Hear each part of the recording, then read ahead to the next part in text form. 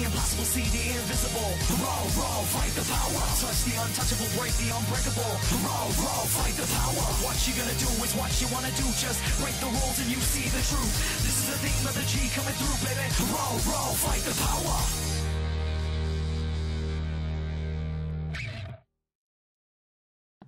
The city of Constantinople is located on the southern strip of land separating the Black Sea from the Mediterranean. It was known as the Byzantine Empire before Emperor Constantine made it the capital of the Roman Empire and renamed it after himself. It became the capital in 330 AD. In 395 AD, the Roman Empire was split for the final time into two halves, the eastern half and the western half. The western side would fall not long after the split, while the eastern side would thrive and became an empire now known as the Byzantine Empire. Because of the location of Constantinople on the shores of the Black Sea, it was an ideal place for trade. It could control the trade moving into the Black Sea and out of it, as well as the land routes going to and from Asia. Its trade was relatively undisturbed because of its distance from Germanic tribes, who had run Rome's economy into the ground by disrupting land and sea trade to and from the once grand city. Because the city was surrounded by water on three sides, it was already naturally fortified to a great extent and required only a wall on the one land side.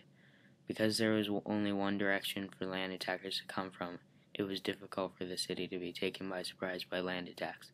The harbor was relatively safe, as it was sealed off by a chain to prevent sea-bound enemies from approaching, and also to protect the harbor from the strong currents of the Mediterranean. It was nearer to Persia than Rome, which was important because the country was often making threats to invade the Roman Empire. Trade was also better because Constantinople was located near well-set groups like China, who had very secure economies, while the cities near Rome were falling apart at the hands of Germanic tribes. The leader of the Byzantine Empire lived in Constantinople. The city also brought in a large amount of trade from the far north and the far east. From the north, it brought items such as amber, furs, metal, and wood, while from the far east, the city obtained oil, grain, papyrus, flax, and spices. The city was obsessed with the culture of Romans and Greeks. They collected a vast number of documents from the Roman and translated them into Greek, and also held onto a fair stash of Grecian literature and stored them in massive libraries.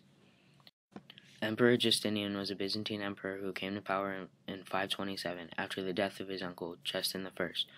Shortly after he came to power, he organized a group of 10 legal experts who, over the course of 2 years, developed the Justinian Code, which was officially released in 533 AD. The Justinian Code was a collection of suitable and just laws taken from the Roman Empire, laws created by the 10 men themselves to better the lives of the Byzantines, a collection of opinions concerning Roman government, and textbook for teaching law students. The system was so effective that it was used in the basis of codes for later European governments. He, like many other Byzantines, craved the glory of Rome and wanted the glory that was associated with the Roman Empire. To achieve this, he sent out his best general, Belisarius, to reclaim a large amount of territory that was once Rome's. Belisarius took Sicily, Naples, and parts of Italy in 540 AD. He reclaimed areas of northern Africa from the Vandals, the Germanic tribe who had taken this place for their own. He did manage to take hold of the city of Rome itself, but it passed in and out of his hands and into the hands of the Germanic tribes over the course of 16 years. Justinian, with the help of two well-known architects, cast aside the typical laws for the church building and constructed the Hagia Sophia, a domed church very different from most churches of this. The Hagia Sophia is an impressive display of the Byzantine architecture and was filled with the beautiful mosaics and marbles imported from hundreds of miles away. Its dome was rather large and it had a hole in the center through which daylight would enter and strike against the marble, casting a collage of beautiful colors inside the church.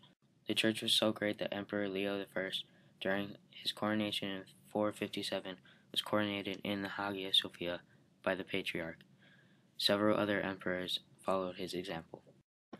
Byzantine architecture was at first very similar to Roman and Grecian architecture, with the use of, among many things, columns and arches. Primarily, their art was rather sad-looking with long faces and sad, depressing eyes. Realism was basically thrown out the window, and artists' desires seemed not to amaze. Instead, give the viewer a feeling of intense sadness. Sculptures were not very common. Icons, paintings, or pieces of religious artwork showing people were made illegal in the Byzantine Empire until the 9th century. Icons were extremely popular before iconoclasm, and were popular because of the belief that the viewer could somehow absorb the spiritual power of the people represented in the icons.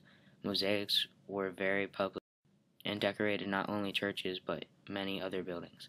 The artwork of the 6th century idea showed mostly designs from late imperial Rome, except with Catholic twists. Iconoclasm brought a brief end to many of the ways of art, as most Byzantine art display religious meanings whether directly or indirectly. When iconoclasm finally did come to an end, religious art burst back to life and was called the Macedonian Renaissance. Byzantine artists were being offered jobs throughout the known world. Even Roger II, a king of Normandy, who displayed a great hatred towards all of the Byzantines, recruited a number of artists to create a church and mosaics in his country. Reliefs were made of ivory. The Byzantines continued with many aspects of Grecian and Roman society. They spoke Greek but held on to many of the important ideas about Roman government, including taxation, the census, and official documents and court ceremonies. Their Greek was actually written more cursively than classical Greek. They considered themselves a blending of Romans and Greeks. This displayed in a short speech by Emperor Constantine in the 9th Pelagius on May 19, 1453. To the defenders of Constantinople as the Ottomans were preparing to invade their city.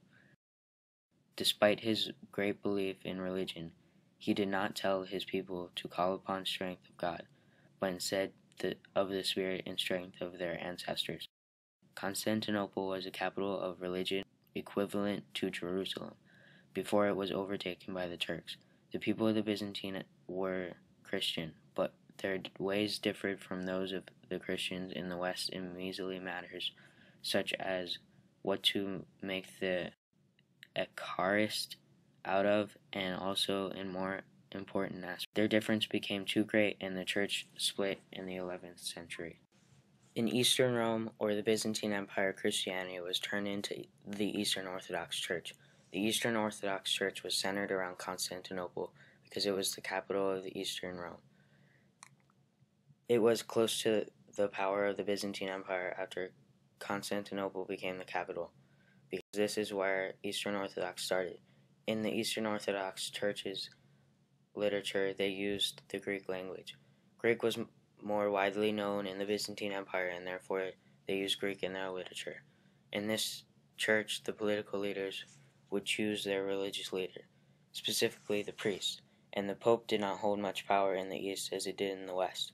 The reason political leaders held more power than the religious leaders in the Eastern Orthodox Church is because people relied more on government of the empire more than the religion.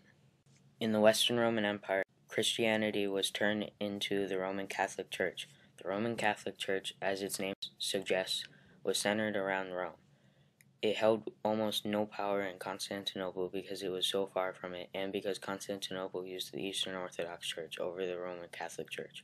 Since the Western Church was centered in Rome, they used the Roman language Latin in their literature. In the church, the religious leaders held a lot more power than the political leaders. All the religious leaders were led by the Pope. The Pope chose all the religious leaders from the priest up.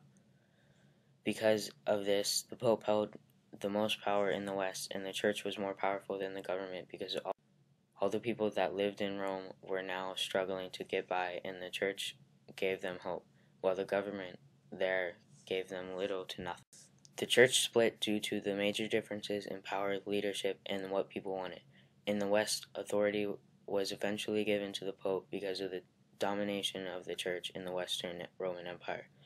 In the East, the authority was given to the Patriarch, who was under the Pope, but chosen by the leader of the Eastern Roman Empire. Eventually, practices such as celibacy were accepted in West, in which the leaders of the church were not allowed to have families or marry. The church had a large influence on other parts of the world, not just Eastern and Western Rome. Their influence spread through trade routes between the Black and Baltic Seas. In Russia, the Orthodox Church was accepted as the official language. Many Slavic languages accepted the Greek alphabet for their written language by Saint Cyril.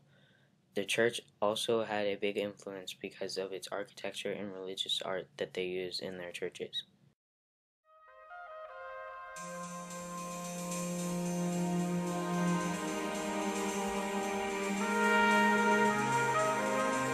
We found a kind of paradise in a flower's bloom.